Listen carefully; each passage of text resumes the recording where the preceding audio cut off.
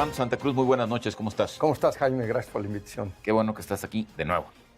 El asunto es, la Corte ha emitido una serie de resoluciones o amparos sobre el consumo lúdico de la marihuana. Lúdico, ¿verdad? Pues en fin. Y esto pues ya sienta un precedente que tú nos vas a explicar qué significa qué. Mira, lo que se logra con esto, en el momento en que hay 5 resoluciones al mismo sentido, se forma jurisprudencia. Al formarse jurisprudencia, lo que quiere decir es que cualquiera que pida lo mismo que pedimos nosotros, en automático se le tiene que conceder. Me voy a recordar eso, que ustedes fueron los primeros que solicitaron el amparo. SMART, el grupo este. Así es. Nosotros solicitamos un amparo en donde decíamos, el Estado está violando nuestros derechos constitucionales al impedirnos sembrar y consumir marihuana. O sea, el Estado no tiene por qué meterse en mi vida personal y decidir qué me meto a mi cuerpo o qué no me meto a mi cuerpo. Ganamos ese amparo. ¿Qué año fue eso nomás, así como historia? Esto fue, si no me falla la memoria, hace 3 años. 3 años, entonces caminó muy rápido. Sí, y luego vinieron 4 más. Al sumar 5, bajo la ley mexicana, quiere decir que entonces cualquiera que pida lo mismo debe tener el mismo resultado que tuvimos nosotros. Entonces, ¿qué quiere decir esto? Que hoy día cualquier persona que quiera hacer lo mismo que nosotros, es decir, que quiera ejercer su derecho a sembrar y a usar marihuana para uso lúdico, tiene el derecho de hacerlo siempre y cuando vaya con un juez y diga, oye, quiero que me des mi amparo. A ver, el asunto es importante. No solamente es a consumir, es a sembrar. A sembrar. A sembrar, más no a comerciar. O sea, esto claramente es un derecho a título personal. Entonces, tú puedes sembrar para tu propio consumo y consumir. Pero entonces, ¿cuánto puedes sembrar? ¿Puedes sembrar una maceta? ¿Puedes sembrar un jardín? ¿Qué puedes Interesantemente, no hay una reglamentación.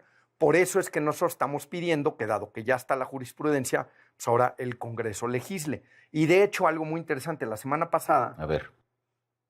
la Corte, ya publicando las jurisprudencias, genera una obligación para el Congreso para que en 90 días el Congreso quite todos los artículos que son inconstitucionales de la ley vigente.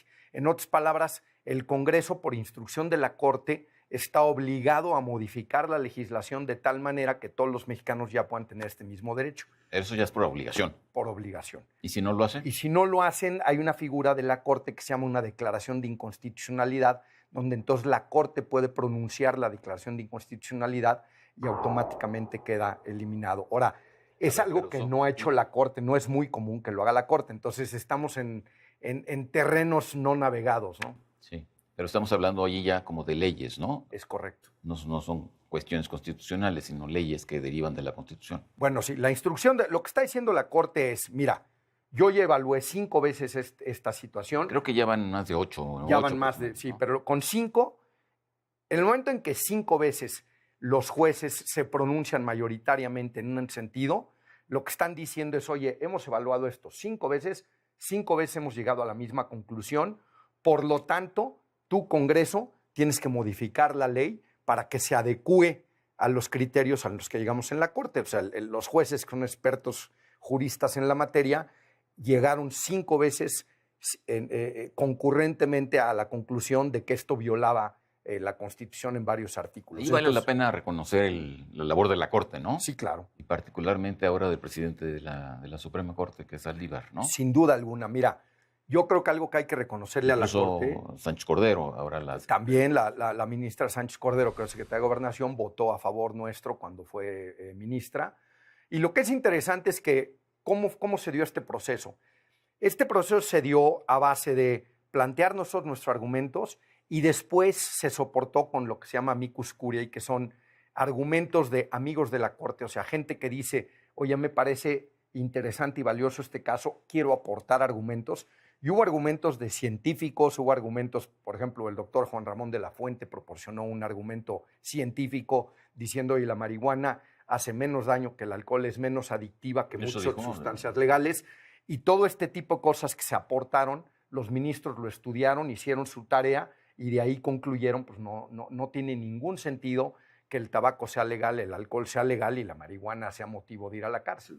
Efectivamente, el Congreso tiene que responder a esta, digamos, a esta indicación de la Corte, ¿no? Es correcto. En 90 días a partir de la fecha que emitió esto. Así es.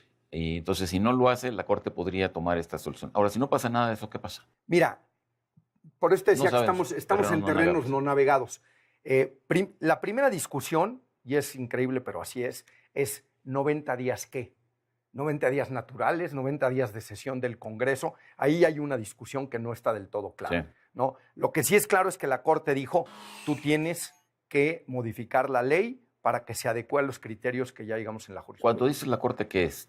¿El conjunto de los ministros? O Sí, los sí, la Suprema Corte con sus fallos concluye esto y entonces gira una instrucción al Congreso en donde dice, cámbiame la ley.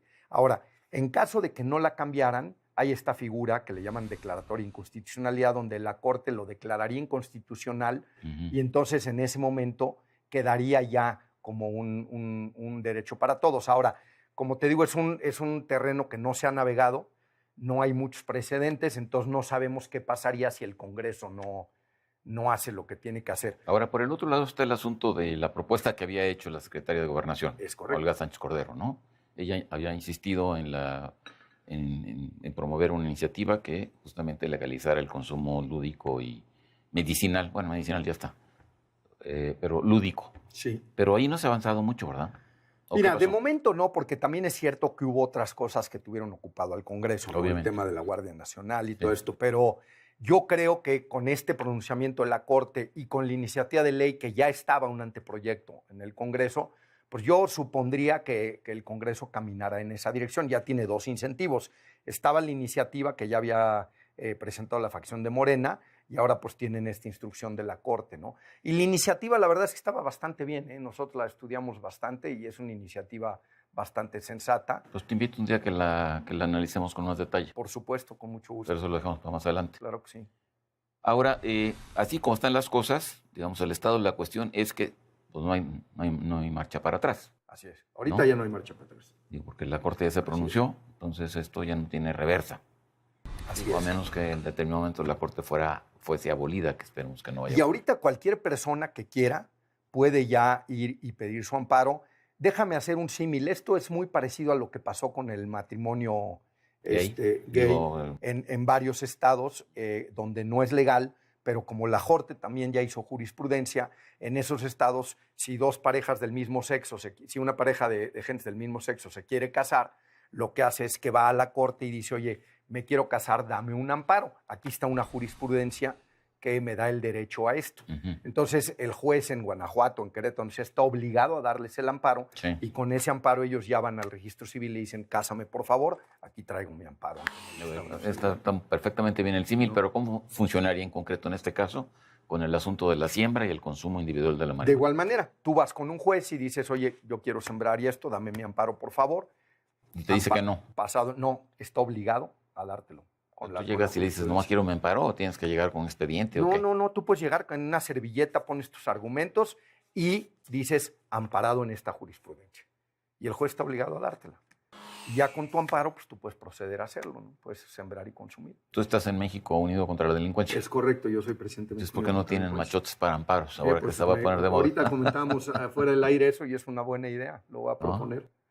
Sí, porque bueno, pues de eso se trata. Finalmente es un derecho, mientras no se